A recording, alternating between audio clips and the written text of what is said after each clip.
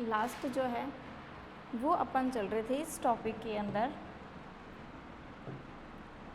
Last अपना topic था haustoria कि जो हाइफल होते हैं वो 4 टाइप के होते हैं। मॉडिफिकेशन जो थे, मॉडिफिकेशन अपन बात कर रहे थे हाइफल के मॉडिफिकेशन की। ये जो हाइफल के मॉडिफिकेशन थे इसके अंदर अपन ने जो है वो 4 टाइप देखे थे। एक थे राइजोइड्स के द्वारा, एक थे माइकोराइजा के द्वारा और एक थे उसके अंदर बनने वाले, एक थे राइजोइड्स के द्वारा, एक थे एप्परसोरियम द्वारा और एक जो टाइप था इसका वो था माइसीलियल टाइप से। एक अपन ने देखे थे ट्रैप टाइप और ये थे हॉस्टोरिया टाइप।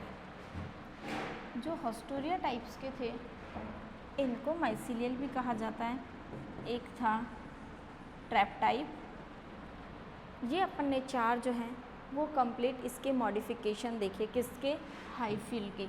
हाइफी जो है, ये जो हाइफल है ये किसके अंदर पाई जाती हैं, फंजाई के अंदर पाई जाती हैं। किस में पाई जाती हैं, फंजाई में पाई जाती हैं। अब अपन इसके अंदर बात करते हैं इस फंजाई के बारे में कि फंजाई के अंदर होने वाले जो मॉडिफिकेशन है वो तो हुए ये कंप्लीट। आगे बात करते हैं अपन की इन मॉडिफिकेशन से, यानी कि ये जो हाइफी हैं जो फंजाई में पाई जाती हैं ये तो है इनके टाइप। अब बात करेंगे अपन इस फंजाई के सेल वॉल की। नेक्स्ट पॉइंट जो है एक बार इसको अपन इरेज करके और नेक्स्ट पॉइंट से बात करते हैं तो वो आता है cell wall structure of fungi. New topic है cell wall structure of fungi. Cell wall structure of fungi कि फंजाई जो है उसकी सेल वॉल किस टाइप की बनी हुई होती है। जो फंगस है वो सिंपल सी बात है कि फंगस कभी भी अपना भोजन जो है वो स्वयं नहीं बनाती है। जब ये फंगस अपना भोजन स्वयं नहीं बनाती है इसका मतलब ये भोजन के लिए जो है वो किसी दूसरे पे डिपेंड रहती है। जब ये भोजन के लिए किसी दूसरे के ऊपर डिपेंड होती है तो जब भोजन के लिए दूसरे पर ये डिपेंड होती है तो क्या करती है, उससे पोषण लेती है। यानी कि ये पोषण के लिए दूसरे पर डिपेंड रहती है। तो हम क्या कह सकते हैं कि इसके अंदर फोटोसिंथेटिक पिगमेंट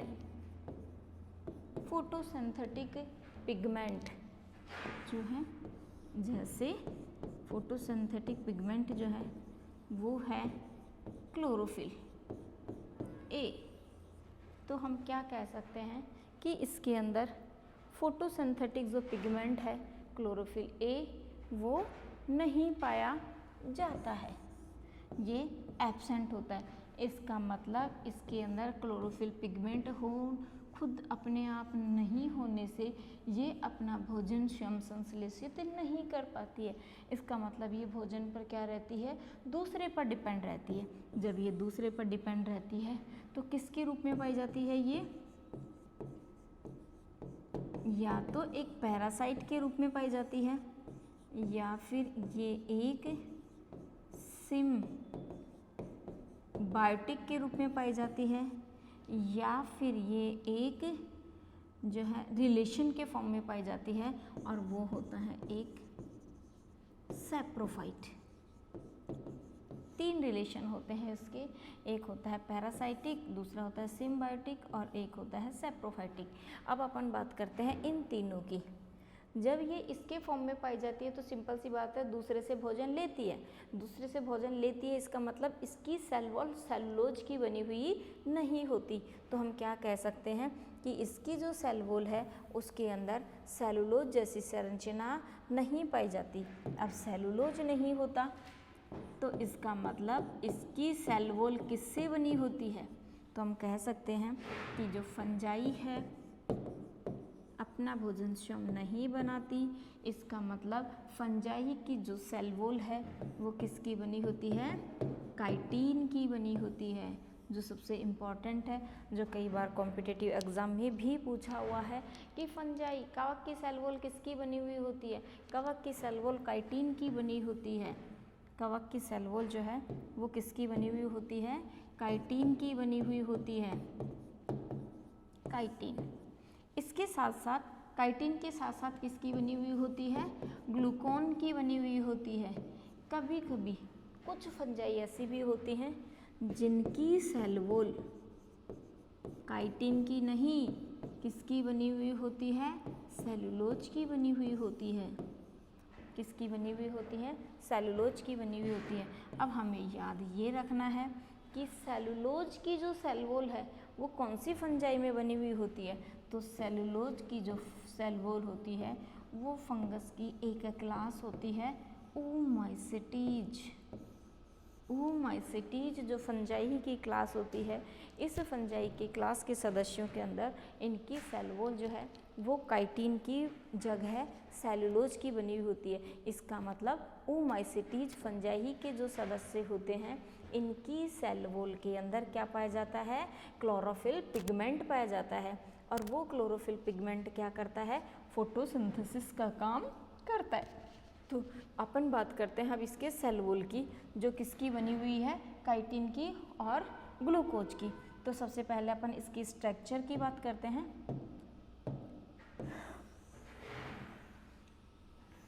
ये किया मैंने इसको। अब अपन इसके पूरे पॉइंट्स के लिए ही बात कर लेते हैं अपन।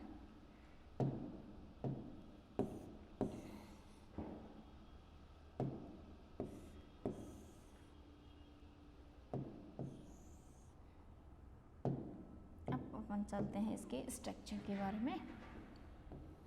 पहले बनाते हैं एक सेल वॉल की स्ट्रक्चर।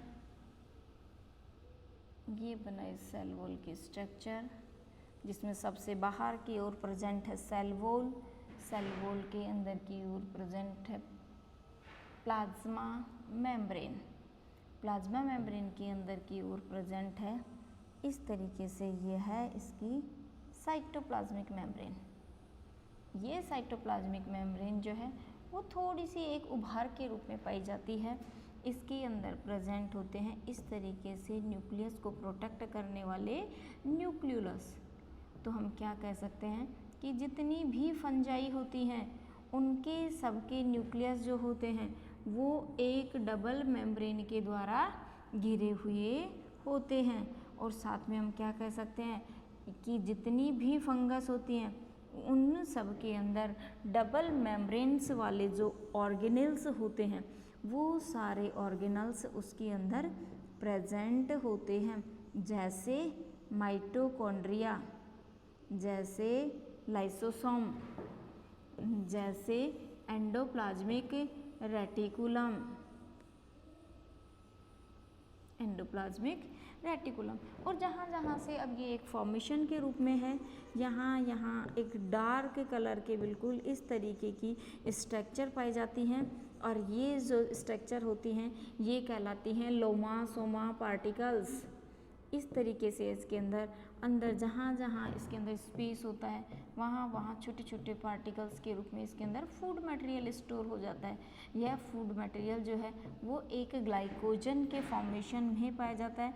और साथ ही सबसे बड़ा याद रखने वाला पॉइंट कि इसके अंदर पाए जाने वाला जो न्यूक्लिक एसिड होता है वो एक न्यूक्लियोप्लाज्म के अंदर ना हो करके इस पूरे के अंदर इस तरीके से फैली हुई फॉर्मेशन के अंदर प्रेजेंट होता है कि ये न्यूक्लियोप्लाज्म जो है वो इस तरीके से फैला हुआ होता है।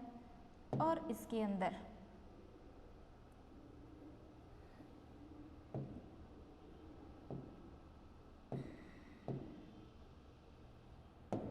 ये इस तरीके से इसके अंदर प्रेजेंट होते हैं लोमासोमा पार्टिकल्स। ये लोमासोमा के पार्टिकल्स भरे हुए होते हैं और इसी के साथ इसके अंदर प्रेजेंट होते हैं साइटोप्लाज्मा। इस तरीके से इसके अंदर ये साइटोप्लाज्मा भरा हुआ होता है। अब अपन इसकी पूरी लेबलिंग कर लेते हैं। इसके साथ साथ यहाँ प्रेजेंट होते हैं न्यूक्लियस, न्यूक्लियोलस, इनको कहते हैं हम न्यूक्लियोलस, और ये पूरा होता है न्यूक्लियर मेम्ब्रेन। अब अपन बात करते हैं इनकी सबसे बाहर। ये होती है इसकी सेल वॉल, जो किसकी बनी हुई होती है, काइटिन की बनी हुई होती है। इसके अंदर की ओर ये जो वॉल प्रेजेंट होती है ये होती है प्लाज्मा लेमा या प्लाज्मा मेम्ब्रेन। इस प्लाज्मा मेम्ब्रेन के अंदर ये छोटे छोटे जो ग्रेन्यूल्स होते हैं ये प्रेजेंट होते हैं लोमासोमा। लोमासोमा के पार्टिकल्स प्रेजेंट होते हैं।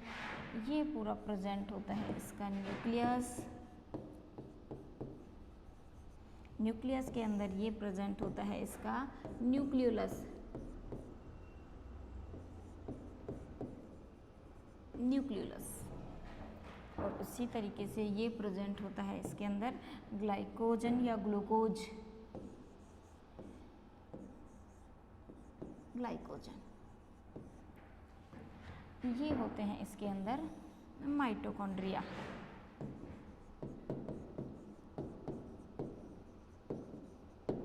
माइटोकॉन्ड्रिया, और ये पूरा होता है इसके अंदर साइटोप्लाज्मा।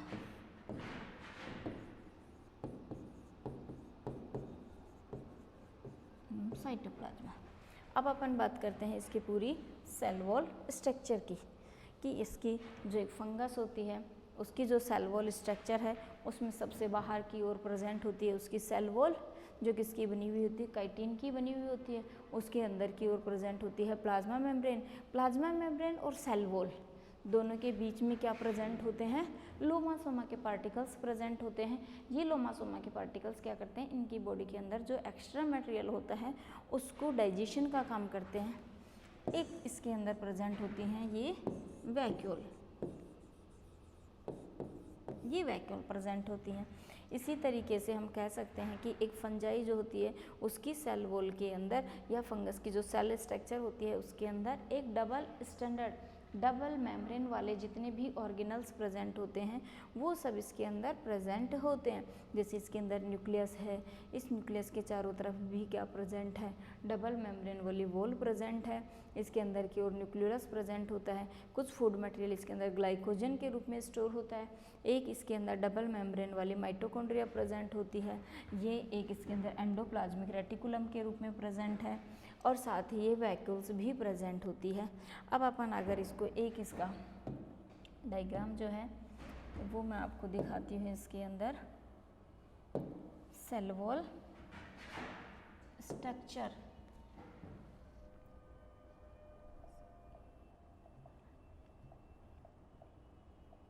वॉल सेल वॉल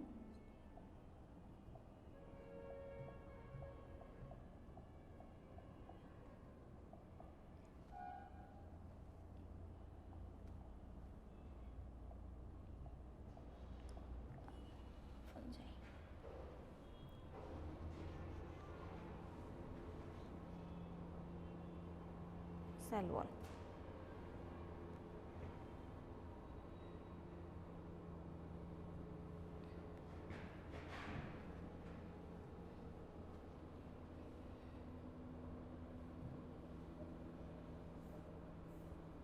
ये तो हैं इनके पूरे कंपोजिशन। अगर अपन इनके कंपोजिशन की बात करते हैं तो ये पूरी सेल मेम्ब्रेन है। इस सेल मेम्ब्रेन के अंदर ये काइटिन के जो छोटे छोटे पार्टिकल्स आपको दिख रहे हैं ये काइटिन के पार्टिकल्स हैं। यहाँ देखेंगे आप ये काइटिन के पार्टिकल्स हैं।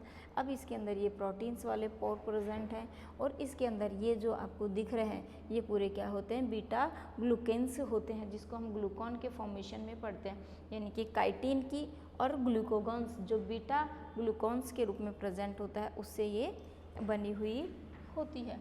अब अपन बात करते हैं इसके अकेले सेल स्ट्रक्चर की।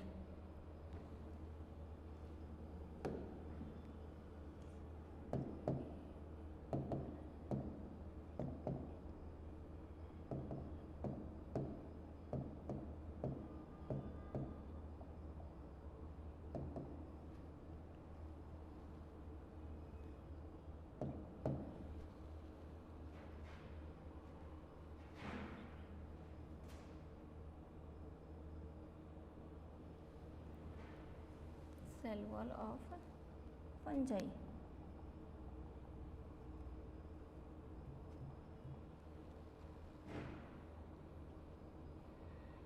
ये आपको मैं दिखाती हूँ इसकी इमेज के अंदर कि इस तरीके से जो है इनकी सेल वॉल दोनों तरफ से बनी हुई होती है, जिसके अंदर ये इसके सेल मेम्ब्रेन सबसे बाहर की और इसकी ये काइटिन की वॉल, ये बीटा ग्लूकॉन्स और फिर इसके अंदर साइटोप्लाज्मा का ट्रांसपोर्टेशन होता है इस तरीके से।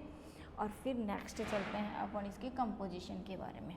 ये मैंने आपको इसको डायग्राम से समझाया कि इस तरीके से ये इसकी जो सेल वॉल है और सेल मेम्ब्रेन है जो इसके अंदर किसके फॉर्म में पाई जाती है, प्लाज्मा मेम्ब्रेन, और सेल वॉल के अंदर ये इसके अंदर छोटे छोटे पार्टिकल्स के फॉर्म में होते हैं जिनको कहा जाता है लोमासोमा। अब अपन बात करते हैं इसमें से हर एक पॉइंट्स के बारे में। जैसे फर्स्ट पॉइंट है अपना सेल वॉल, सेकेंड पॉइंट होगा अपना न्यूक्लियस, फिर आगे के पॉइंट्स के बारे में बात करेंगे अपन। तो नेक्स्ट अपन चलते हैं इसके अंदर कंपोजिशन ऑफ सेल वॉल।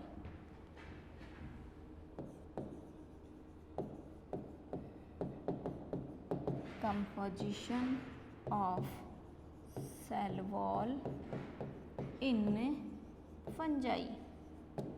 कवक में कोशिका भित्ति का संगठन। कवक में कोशिका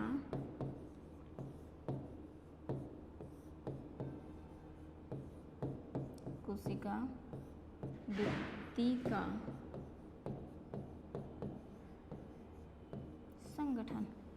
कवकों के अंदर कोशिका भित्ति का संगठन किस प्रकार से पाया जाता है, इसमें अपन जो है वो फर्स्ट पॉइंट बात करते हैं किसकी, सेल वॉल की। अभी मैंने आपको एक पॉइंट समझाया था कि जितने भी फंगस होती हैं, जितनी भी फंजाई होती हैं, इनकी सेल वॉल किसकी बनी हुई होती है, काइटिन की बनी हुई होती है। किसकी बनी हुई होती है, काइटिन की बनी हुई होती है। और जब ये काइटिन के फॉर्म में पाई जाती है तो इसकी बात करते हैं अपन, ये काइटिन की बनी होती है। इसके अलावा ये किसकी बनी हुई होती है, ग्लूकोन की बनी हुई होती है। इसके अलावा ये किसकी बनी हुई होती हैं, सेलुलोज की बनी हुई होती है। ये 3 पॉइंट मैंने आपको समझाए थे। अब अपन इसमें से बात करते हैं किसकी, काइटिन की, कि जो ये काइटिन है ये किसका कंपोजिशन है। काइटिन जो है वो N acetyl beta gluco beta glucan beta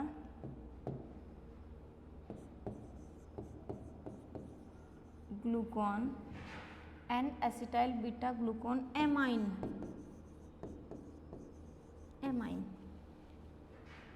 point ये है कि जो ये काइटिन की सेल वॉल है ये किसकी बनी हुई होती है, काइटिन का खुद का भी तो एक कंपोजिशन होता है, तो उसकी बात करते हैं तो ये N acetyl beta glucosamine की बनी हुई होती है।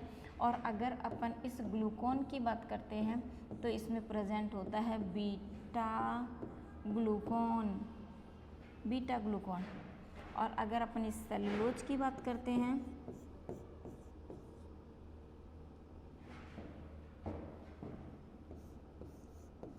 इस सेलुलोज की अगर अपन अकेले की बात करते हैं तो इसके अंदर जो है सेलुलोज। इस सेलुलोज की बात करते हैं तो इसके अंदर होता है डी ग्लूकोज। क्या होता है इसके अंदर? डी ग्लूकोज होता है। तो इसमें याद रखने वाले पॉइंट्स क्या हैं कि जो फंजाई है इसकी सेल वॉल जो है वो किसकी बनी हुई होती है? काइटिन की, ग्लूकोन की और सेलुलोज की। और सेलुलोज के लिए मैंने आपको एक एक्सेप्शन, एक अपवाद बताया था कि ये केवल किसके अंदर प्रेजेंट होती है? ओमाइसीटीज के जो सदस्य होते हैं केवल उनके अंदर किसकी बनी हुई होती है? सेलुलोज की बनी हुई होती है। और बाकी सब के अंदर काइटिन और ग्लूकोन की बनी हुई होती है। तो काइटिन जो है वो किसके फॉर्म में पाया जाता है? N acetyl beta glucosamine के फॉर्मेशन में पाया जाता है। और जब इसके अंदर क्या प्रेजेंट होता है? सेलुलोज प्रेजेंट होता है। तो वो किसके फॉर्म में पाया जाता है? डी ग्लूकोज के फॉर्म में पाया जाता है। तो ये है इसकी सेल वॉल की कंप्लीट। अब अपन चलते हैं नेक्स्ट नंबर 2 न्यूक्लियस के बारे में कि एक्चुअल में न्यूक्लियस जो है वो किस तरीके का इसमें पाया जाता है। नंबर 2 अपन बात करते हैं इसमें न्यूक्लियस की। न्यूक्लियस होता क्या है? हर एक जो कोशिका होती है उसके अंदर एक भी हो सकता है। हर एक कोशिका के अंदर न्यूक्लियस की संख्या 2 भी हो सकती है। हर एक कोशिका के अंदर न्यूक्लियस की संख्या 2 भी हो सकती है। हर एक कोशिका के अंदर न्यूक्लियस की संख्या 2 हो सकती है, लेकिन उनमें एक चेंज होगा। क्या? कि एक कोशिका का आनुवंशिक पदार्थ जेनेटिकल मटेरियल अलग टाइप का और दूसरा न्यूक्लियस का जेनेटिकल मटेरियल दूसरे प्रकार का। तो हम क्या कह सकते हैं? एक ही कोशिका के अंदर न्यूक्लियस 2 हैं पर दोनों अलग अलग हैं, लेकिन दोनों का आनुवंशिक पदार्थ क्या है? अलग अलग है। एक ही कोशिका है, दोनों के अंदर 2 न्यूक्लियस हैं पर दोनों का आनुवंशिक पदार्थ कैसा है? एक जैसा है।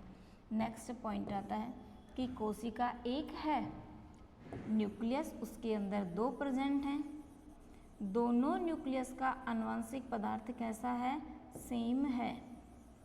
और दोनों न्यूक्लियस क्या हैं? आपस में जुड़े हुए हैं। इतनी टाइप की जो हैं इसके अंदर ये बन जाती है स्ट्रक्चर। तो मैं आपको इनके सबके बारे में एक बार समझाती हूँ कि किस तरीके से ये एक दूसरे के साथ जुड़े हुए होते हैं। न्यूक्लियस, ये तो मैंने समझाई थी आपको कि न्यूक्लियस के चारों तरफ न्यूक्लियर मेम्ब्रेन प्रेजेंट होती है और वो न्यूक्लियर मेम्ब्रेन डबल मेम्ब्रेन होती है। अब बात करते हैं न्यूक्लियस की संख्या के बेस पे। न्यूक्लियस जो हैं वो जुड़ते भी हैं, डिवीज़न भी करते हैं। और इनके अंदर जो डिवीज़न होता है वो 2 टाइप का होता है, या तो माइटोटिक होगा या म्यूटिक डिवीज़न होगा, या तो समसूत्री विभाजन होगा या अर्धसूत्री विभाजन होगा। यदि किसी कोशिका में न्यूक्लियस की संख्या कितनी हो? 1 हो, तो उसका नाम क्या होता है? मोनोकैरियोटिक।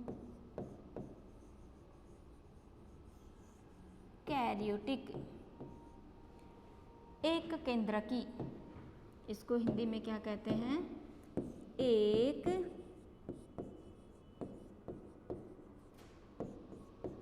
केंद्रकी।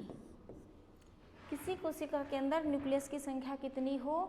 1 हो, तो हम उसको क्या कहते हैं? मोनोकैरियोटिक। नंबर 2, किसी कोशिका के अंदर न्यूक्लियस की संख्या कितनी हो? 2 हो, तो हम उसको क्या कहते हैं? डाईकैरियोटिक। डाईकैरियोटिक। अब एक है तब तो कोई दिक्कत है ही नहीं, एक कोशिका है उसके अंदर 1 न्यूक्लियस है, चाहे उसका आनुवंशिक पदार्थ कैसा भी हो कोई नहीं देखता। लेकिन एक कोशिका है और उसके अंदर न्यूक्लियस की संख्या 2 है तो पोजीशन 3 हो जाती है। क्या? यदि किसी कोशिका के अंदर न्यूक्लियस की संख्या 2 हो और दोनों न्यूक्लियस का आनुवंशिक पदार्थ सेम हो तो उसका नाम यहाँ चेंज कर दिया जाता है और क्या कर दिया जाता है कि डाईकैरियोटिक न्यूक्लियस उस न्यूक्लियस के अंदर उपस्थित आनुवंशिक पदार्थ के आधार पर कितने टाइप के होते हैं? 2 टाइप के होते हैं। नंबर ए, एक को कहते हैं होमोकैरियोटिक, समकेंद्रकी, इसको हिंदी में कहते हैं समकेंद्रकी। इसका मतलब इनके केंद्रक कैसे होंगे, एक समान। और दूसरा इसका टाइप होता है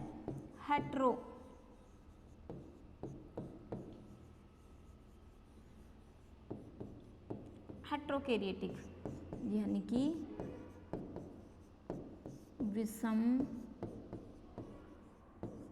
केंद्रकी। विषम केंद्रकी तो क्या कहते हैं, एक होता है होमोकैरियोटिक, एक होता है हेट्रोकैरियोटिक, यानी कि एक कोशिका है जिसके अंदर न्यूक्लियस की संख्या 2 है, जिनमें से एक कोशिका ऐसी है जिसके अंदर आनुवंशिक पदार्थ कैसा है, उसका अलग अलग प्रकार का प्रेजेंट है, और एक कोशिका ऐसी है जिसके अंदर एक कोशिका में न्यूक्लियस की संख्या तो 2 है, लेकिन उनका आनुवंशिक पदार्थ कैसा है, एक समान है, तो उसको क्या कहते हैं हम, होमोकैरियोटिक। नेक्स्ट जो टाइप है इसका वो होता है सिनकैरियोटिक। नेक्स्ट टाइप होता है सिनकैरियोटिक। इसका मतलब क्या हुआ, सिन मानी जुड़ना, दो न्यूक्लियस हैं, दोनों आपस में जुड़ गए और इनके जुड़ने से दोनों का आनुवंशिक पदार्थ कैसा हो गया, मिक्स हो गया। इसका मतलब ये पीढ़ी कैसी हो गई, 2n हो गई, 2n पीढ़ी बन जाती है। तो हम क्या कह सकते हैं, जब किसी एक कोशिका में एक न्यूक्लियस हो या जब किसी एक कोशिका में 2 न्यूक्लियस हो, लेकिन दोनों न्यूक्लियस का आपस में यदि फ्यूजन नहीं होता है, तब तक उनकी पीढ़ी कैसी रहती है, हैप्लॉइड रहती है, n रहती है। तो हम क्या कह सकते हैं कि मोनोकैरियोटिक, डाइकैरियोटिक में भी होमोकैरियोटिक और हेट्रोकैरियोटिक क्या होते हैं, हैप्लॉइड प्रकार के होते हैं, n प्रकार के होते हैं। क्या होते हैं, n प्रकार के। तो n प्रकार के जब हैं तो इस पीढ़ी को हम क्या कहते हैं, हैप्लॉइड। क्या कहते हैं, हैप्लॉइड। क्या कहेंगे इसको, हैप्लॉइड।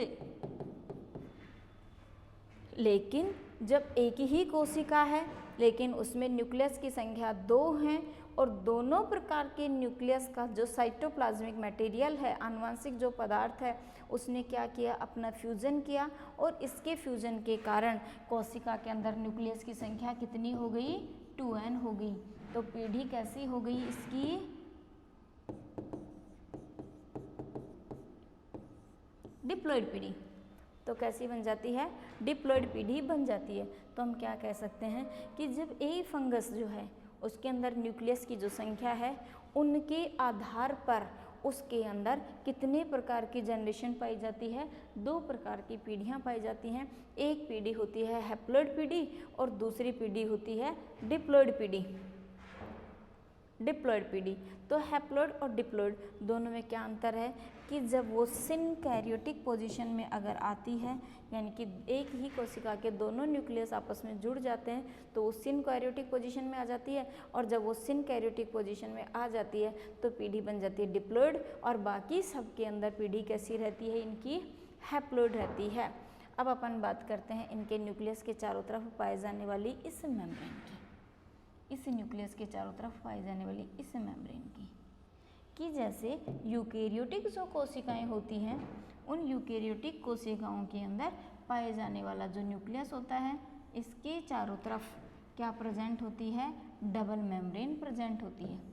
डबल मेम्ब्रेन प्रेजेंट होने के कारण इसे यूकैरियोटिक कोशिकाओं में क्या कहा जाता है, डबल मेम्ब्रेन वाले ऑर्गन्स के रूप में इसको क्या किया जाता है, यूज किया जाता है। यानी कि इसको कहा जाता है कि फंगस जो होती है उसकी सेल वॉल, या फंगस की प्लांट बॉडी, फंगस की बॉडी की बात करें कि फंगस का जो थैलस है वो एक यूकैरियोटिक के समान है।